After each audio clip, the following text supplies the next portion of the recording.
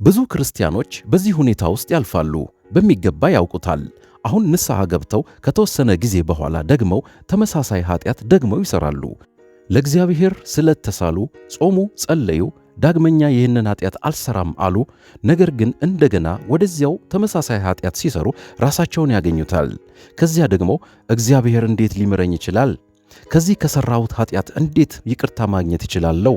መዳኔን በኃጢአቴ ምክንያት አጣሁት ማለት ነው? ለንስሐ ዕድል የለኝም እያሉ ያስባሉ፣ ይጨነቃሉ። እስቲ አሁን እውነተኛ እንሁን። ሥጋ በፍጹም የማይፈልገው ነገር ቢኖር እጅግ የበደለኛነት ስሜት ስለሚሰማው ከእግዚአብሔር ውጪ ስለ ማንኛውም ነገር ማሰብ ይመርጣል። ቪዲዮውን እስከ መጨረሻው ተከታተሉት፣ ምክንያቱም ይህንን ሕመም እንድትፈወሱ ይረዳችኋል። የዚህ ቪዲዮ ዋና ዓላማ አንድ ነው። እርሱም እግዚአብሔር አሁንም ይወዳችኋል የሚል ነው። ከእርሱ ጋር መታረቅ ይቻላል። አዎ አጥፍታችኋል፣ ኃጢአትን ሰርታችኋል። እግዚአብሔር ግን አሁንም ይወዳችኋል። ትንቢተ ሆሴዕ ሙሉ በሙሉ የሚያወራው ጎሜር የተባለችን አመንዝራ ሴት እንዲያገባ ስለተጠየቀው ስለ ሆሴዕ ነው። ጎሜር ታማኝ እንደማትሆን ሆሴዕን በእርግጠኝነት እንደምትከዳው ይታወቅ ነበር።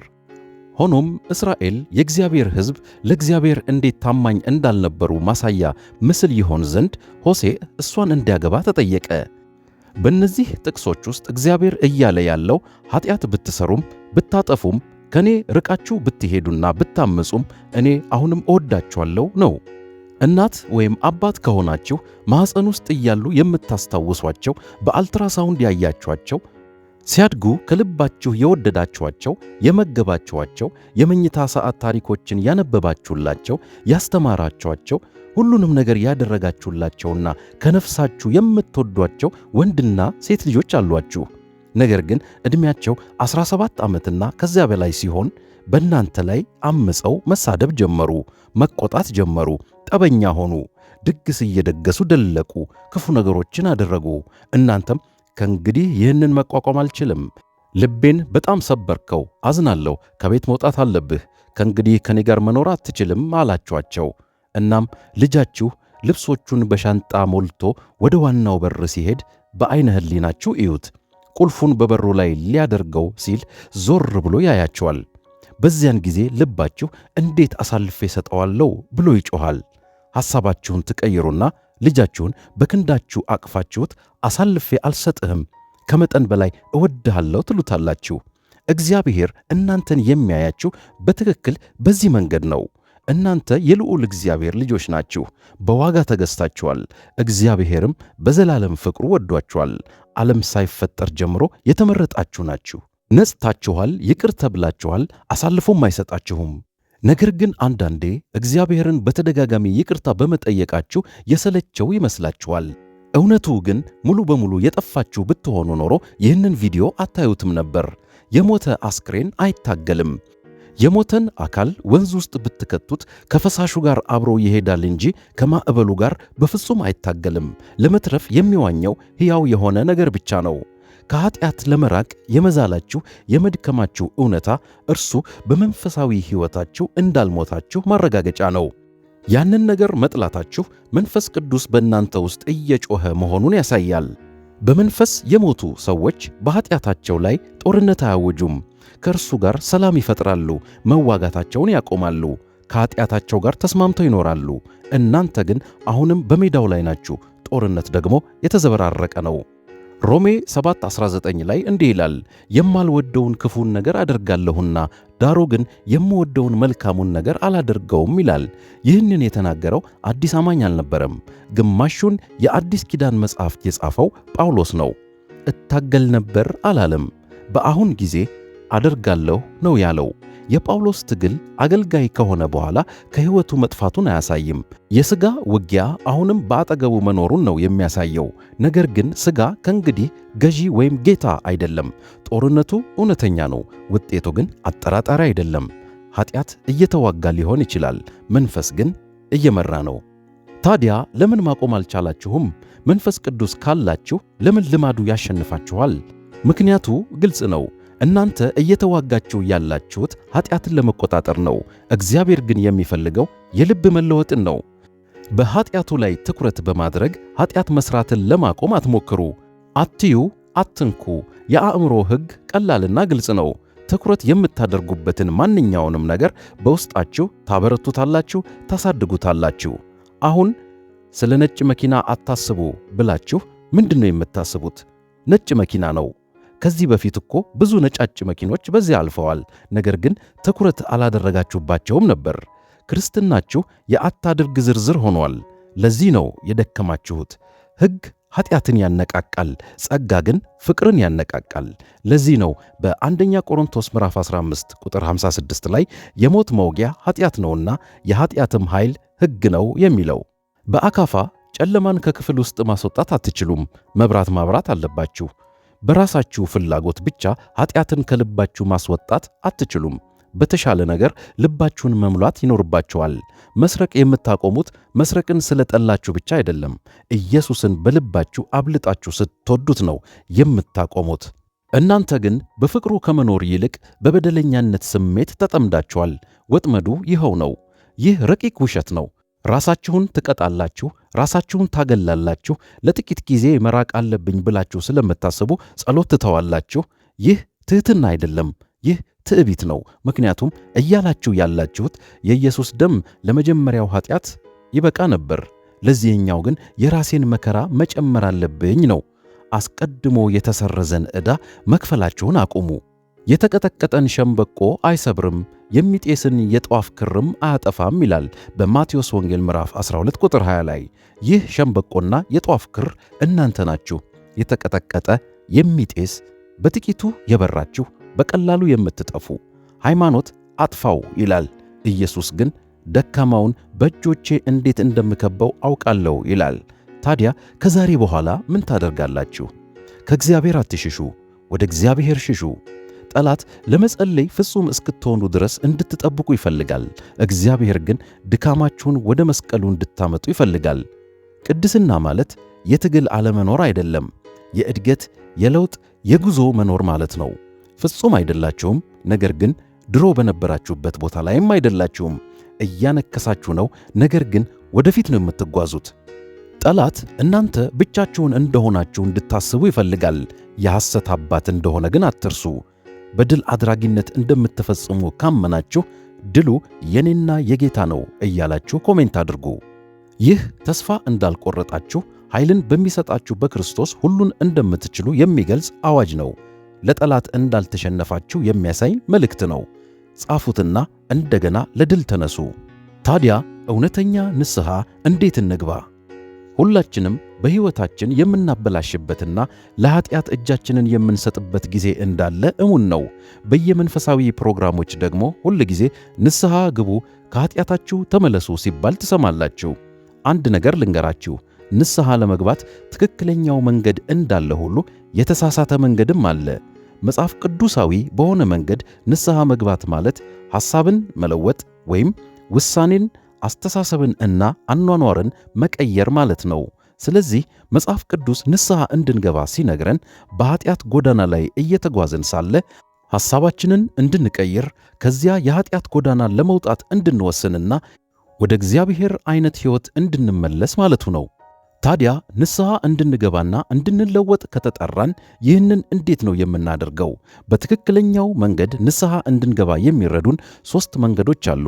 እውነተኛ ንስሐ ለመግባት 3ቱም እንደሚያስፈልጓችሁ ልብ በሉ። እነዚህን ወሳኝ መንገዶች ከመነጋገራችን በፊት ኀጢአት ማለት ምን እንደሆነ ከመጽሐፍ ቅዱስ እንመልከት። ኀጢአት ሲባል ብዙ ሰዎች ወደ አእምሮአቸው የሚመጡት የተወሰኑ ኀጢአቶች ብቻ ናቸው። 40 ዋና ዋና የኀጢአት አይነቶች ተጠቅሰዋል።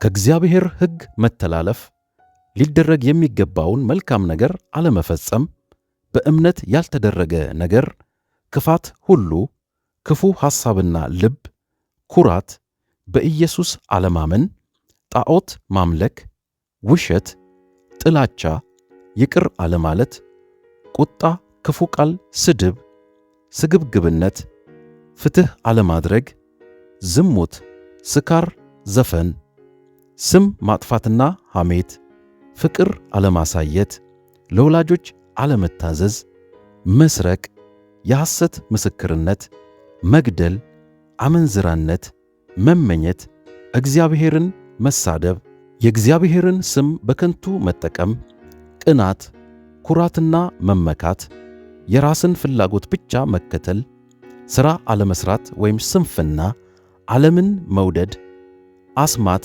ምትሃትና መናፍስትን ምክር መጠየቅ፣ በአጋንንት መንፈስ መተንበይና መጠንቆል ወይም ሟርት፣ ክርክርና መከፋፈል፣ አስራት አለማውጣት፣ ከልክ በላይ መብላት፣ ድሆችን መጨቆን፣ ፍትሕን መከልከል፣ ድሆችን አለመርዳት፣ የኢየሱስ ክርስቶስን ወንጌል አለመቀበልና የመሳሰሉት ናቸው። ታዲያ ንስሐ እንድንገባና እንድንለወጥ ከተጠራን ይህንን እንዴት ነው የምናደርገው? በትክክለኛው መንገድ ንስሐ እንድንገባ የሚረዱን 3 መንገዶች አሉ። እውነተኛ ንስሐ ለመግባት 3ቱም እንደሚያስፈልጓችሁ ልብ በሉ። አንደኛ፣ ንስሐ ፍሬ ሊኖረው ይገባል። ሁለተኛ ዜና ምዕራፍ 7 ቁጥር 14 ላይ በስሜ የተጠሩት ሕዝቤ ሰውነታቸውን አዋርደው ቢጸልዩ ፊቴንም ቢፈልጉ ከክፉ መንገዳቸውም ቢመለሱ በሰማይ ሆኜ እሰማለሁ፣ ኃጢአታቸውንም ይቅር እላለሁ፣ ምድራቸውንም እፈውሳለሁ ይላል። በሐዋርያት ሥራ ምዕራፍ 26 ቁጥር 20 ላይ ደግሞ ንስሐ እንዲገቡና ለንስሐ የሚገባ ሥራ እየሠሩ ወደ እግዚአብሔር ዘወር እንዲሉ አወራሁ ይላል። ከክፉ መንገዳቸው እንዲመለሱ እና ወደ እግዚአብሔር ዘወር እንዲሉ የሚሉትን አስተውሉ። አንዳንድ ጊዜ ከላይ ከተዘረዘሩት አንዱን ወይም ሌላ መጥፎ ነገር እናደርጋለን። መጥፎ ስሜት ይሰማናል፣ ንስሐ እንገባለን። ነገር ግን በልማዳችን ወይም በባህሪያችን ላይ ምንም የሚለወጥ ነገር የለም። ተመልሰን ያንኑ ስናደርግ ራሳችንን እናገኘዋለን። ለንስሐ የሚገባ ፍሬ ማለት ከዚያ ክፉ ሥራ ወይም ኃጢአት መመለስ፣ መራቅ፣ ዳግም ላለማድረግ መወሰን ማለት ነው። ልክ ዘኬዎስ ከክፉ ሥራው ወስኖ እንደተመለሰው። በስልካችሁ ላይ ማየት የሌለባችሁን ነገር አያችሁ እንበል። ያ ነገር ድጋሚ እንዳይከሰት ለመከላከል ያደረጋችሁት ነገር አለ? እናንተን ለዛ ኃጢአት የሚገፋፉትን ነገሮች ለይታችሁ ለማወቅ ለመቀነስ እየጣራችሁ ነው? ለእግዚአብሔር ኃጢአታችሁን ተናዛችኋል? በመጽሐፈ ምሳሌ ምዕራፍ 28 ቁጥር 13 ላይ ኃጢአቱን የሚሰውር አይለማም፣ የሚናዘዝባትና የሚተዋት ግን ምሕረትን ያገኛል የሚለው ለዚህ ነው። እግዚአብሔር ሲያያችሁ ንስሐ እየገባችሁ እንደሆነ እንዲያስብ የሚያደርገውን ምን ነገር አደረጋችሁ? ወይስ ንስሐችሁ ሁሉ ወሬና ስሜት ብቻ ነው? ምክንያቱም እንዲሁ መጥፎ ስሜት ስለተሰማችሁ ብቻ በቂ ንስሐ ነው ማለት አይደለም። ያ መጥፎ ስሜት ቆይቶ ይጠፋል። ተመልሳችሁ እዛው ከተገኛችሁ፣ ሕይወታችሁና አኗኗራችሁ ካልተቀየረ፣ ፍሬ ከሌለው ንስሐ የለም። እውነተኛ ንስሐ ወደ እግዚአብሔር ይበልጥ የሚያቀርቡንን ተግባራት ማካተት አለበት። ከክፉ ሥራ ሁሉ መመለስ። ይህንን እንድታደርጉ የሚያስፈልጋችሁ ይበልጥ መጸለይ ወይም ይበልጥ ቃሉን ማንበብ ሊሆን ይችላል። ውጊያው ለእያንዳንዱ ሰው የተለየ መልክ ሊኖረው ይችላል። ከኃጢአት ጋር የውጊያ ስልትና ዕቅድ ሊኖራችሁ ይገባል እንጂ ዝም ብላችሁ ምንም ሳታደርጉ አትቀመጡ። 3ኛ፣ ንስሐ ቆራጥ ውሳኔ መሆን አለበት። ማቴዎስ ወንጌል ምዕራፍ 5 ከቁጥር 30 ላይ ቀኝ እጅህ ብታሰናክልህ ቆርጠህ ከአንተ ጣላት፣ ሙሉ አካልህ በገሃነም ከሚቃጠል ይልቅ ከአካላትህ አንዱ ቢጠፋ ይሻላልና ይላል። ይህ ጥቅስ ቃል በቃል ሊወሰድ አይገባውም። ኢየሱስ ይህን ሲናገር ኃጢአትን ከሕይወታችሁ ቆርጣችሁ ለማውጣት ከፍተኛ ምቾት ማጣትን ወይም መቸገርን ቢያስከትል እንኳ ጥብቅና ቆራጥ የሆኑ ከባድ እርምጃዎችን መውሰድ አለባችሁ ማለቱ ነው። ቀኝ እጃችሁን መቁረጥ ምን ያህል ከባድ እንደሆነ መገመት ትችላላችሁ። እጅግ ከባድ እርምጃ መሆኑ ብቻ ሳይሆን ሕይወትን እጅግ አስቸጋሪ የሚያደርግ ውሳኔ ነው። ኢየሱስ በኃጢአት ላይ ቆራጥና ጥብቅ እርምጃዎችን እንድንወስድ የነገረን በዚህ ክፍል ላይ ብቻ አይደለም። ሉቃስ ወንጌል ምዕራፍ 9 ከቁጥር 23 ላይ በኋላዬ ሊመጣ የሚወድ ቢኖር ራሱን ይካድ፣ መስቀሉንም ዕለት ዕለት ተሸክሞ ይከተለኝ ይላል። ኢየሱስ እየተናገረ ያለው እርሱን መከተል ማለት ራሳችንን በየቀኑ እንደ መሰቀል ሊሆን ይገባል ማለቱ ነው። ፍላጎታችንን፣ ቁጣችንን፣ ስግብግብነታችንን፣ ሐሜታችንን፣ በአጠቃላይ ሥጋዊ ፍላጎቶቻችንን ለመዋጋት እርምጃዎችን መውሰድ ግድ ነው። በቸልተኛነት የምናየው አይደለም። ዕለት ዕለት በምንከፍለው መሥዋዕትነት ውስጥ ዋጋ መክፈልና ምቾት ማጣት ቢኖርም አንድ ቀን ክፉ ልማዴን እተዋለሁ በሚል ተስፋ ራሳችንን እያሳትን ከቀጠልን ልባችን ደንድኖ ለኃጢአተኛ ልምምዶቻችን ግዴለሽ እና ዝንጉ የምንሆንበት ደረጃ ላይ እንዳይደርስ ሁላችንም መጠንቀቅ አለብን። 3ኛ፣ ንስሐ ለእግዚአብሔር ቸርነት ከልብ የሚሰጥ ምላሽ መሆን አለበት። ሮሜ ምዕራፍ 2 ቁጥር 4 ላይ ወይስ የእግዚአብሔር ቸርነት ወደ ንስሐ እንዲመራህ ሳታውቅ የቸርነቱንና የመቻሉን የትዕግሥቱንም ባለጠግነት ትንቃለህን ሲል ወደ ንስሐ የሚመራን የእግዚአብሔር ቸርነት እንደሆነ ይናገራል። ንስሐ ስንገባ ትኩረታችን በእኛ ላይ ሳይሆን በእግዚአብሔርና በቸርነቱ ላይ መሆን አለበት። እግዚአብሔር ቸር ነው፣ እኛ ደግሞ ፍርድ የሚገባን ኃጢአተኞች ነን። ነገር ግን እግዚአብሔር የእኛን ዋጋ እንዲከፍልና የእኛን ሞት እንዲሞት ልጁን ኢየሱስን ላከው። በአንደኛ ዮሐንስ ምዕራፍ 4 ቁጥር 8 ላይ እግዚአብሔር ፍቅር ነው ይላል። የፍቅር አንዱ ባህሪ ያ የሚወደው ሰው የሚያስፈልገውን ማንኛውንም ነገር ለመሆን ፈቃደኛ መሆን ነው። አንድ ሰው ጥበቃ ካስፈለገው የሚወደው አካል ጥበቃ ያደርግለታል። ምግብ አሊያም ማበረታቻ ካስፈለገው አፍቃሪ የሆነው ሰው ያንን ፍላጎት ያሟላል።